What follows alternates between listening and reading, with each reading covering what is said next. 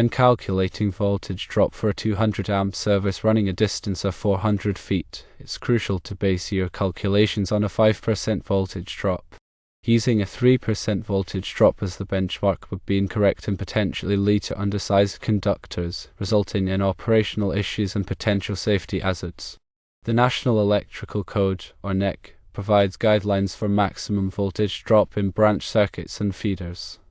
For feeders, which is what you have in this scenario, a maximum voltage drop of 3% is recommended for the branch circuit, with a total voltage drop of 5% allowed for feeders plus branch circuits. Since you're dealing with a 200 amp service, you're essentially working with a feeder. Therefore, your calculation should aim for a 5% total voltage drop. This 5% allowance accommodates voltage drop along the feeder itself and also leaves room for some voltage drop within the branch circuits connected to that feeder. Now let's discuss why voltage drop is so important. Voltage drop refers to the decrease in voltage that occurs as electrical current flows through a conductor. This is an inherent characteristic of electrical circuits due to the resistance of the conductors. The longer the conductor and the higher the current, the greater the voltage drop. Excessive voltage drop can lead to several problems. Firstly, it can cause lights to dim, reducing their brightness and lifespan. Secondly, it can cause motors to run hotter and less efficiently, potentially shortening their lifespan and increasing energy consumption. Thirdly, it can cause electronic equipment to malfunction or operate erratically. Fourthly, it can affect the starting torque of motors, making it difficult for them to start under load. In extreme cases, excessive voltage drop can even damage equipment. To calculate voltage drop, you can use Ohm's law and the voltage drop formula. Ohm's law states that voltage E equals current I times resistance R, or E equals I times R.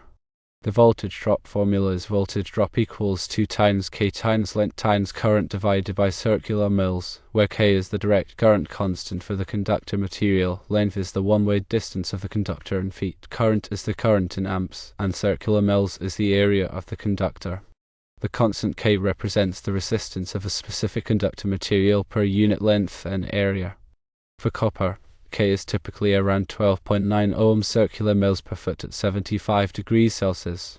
For aluminum, it's around 21.2 ohm circular mils per foot at 75 degrees Celsius. Keep in mind that these values can vary slightly depending on the specific alloy and temperature. Now, let's break down the steps involved in calculating the appropriate conductor size for your 200 amp service, considering the 5% voltage drop limit. Firstly, determine the allowable voltage drop. To do this, multiply the source voltage by 5%. For example, if your service voltage is 240 volts, the allowable voltage drop would be 240 volts times 0.5, which equals 12 volts. Secondly, choose a conductor material. Copper and aluminum are the most common choices for electrical conductors. Copper has higher conductivity but is more expensive than aluminum. Aluminum is lighter and more cost-effective but requires larger conductor sizes for the same current carrying capacity and voltage drop performance.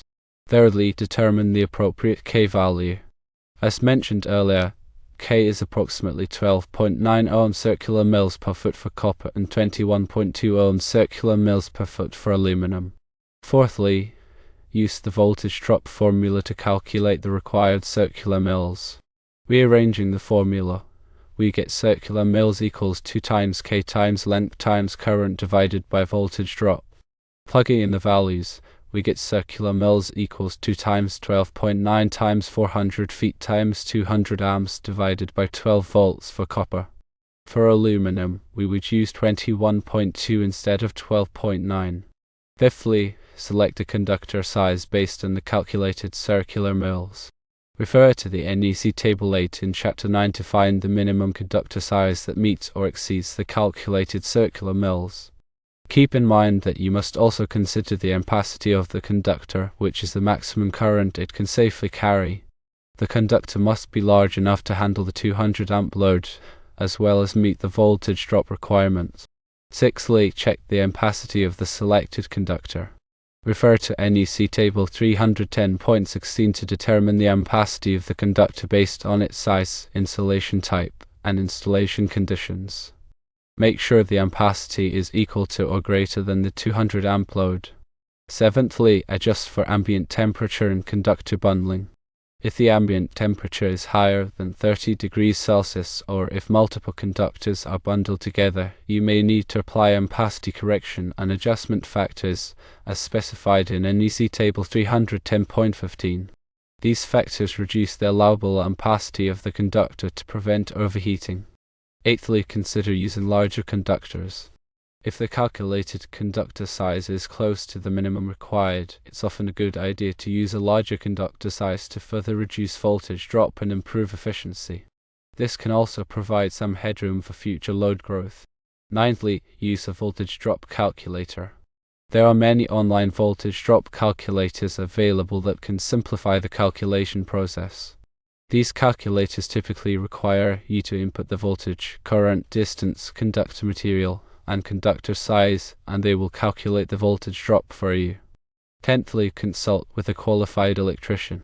It is always recommended to consult with a qualified electrician to ensure that your electrical system is designed and installed in accordance with the NEC and local codes.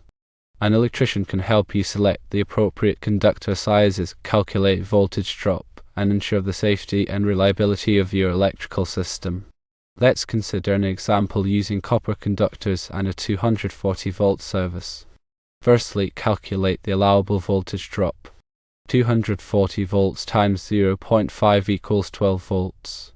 Secondly, use the voltage drop formula to calculate the required circular males.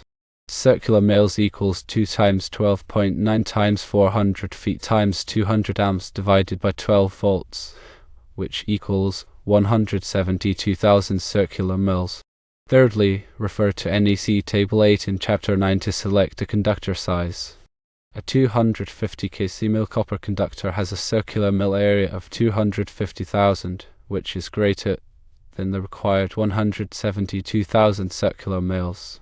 Fourthly, check the ampacity of the 250 kcmil copper conductor. According to NEC Table 310.16, a 250 kcmil copper conductor with THHN insulation has an ampacity of 255 amps, which is greater than the 200 amp load. Therefore, a 250 kcmil copper conductor would be suitable for this application. Keep in mind that this is just an example, and the actual conductor size may vary depending on the specific installation conditions.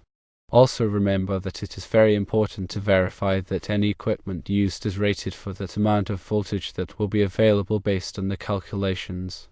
Remember to always prioritize safety when working with electricity.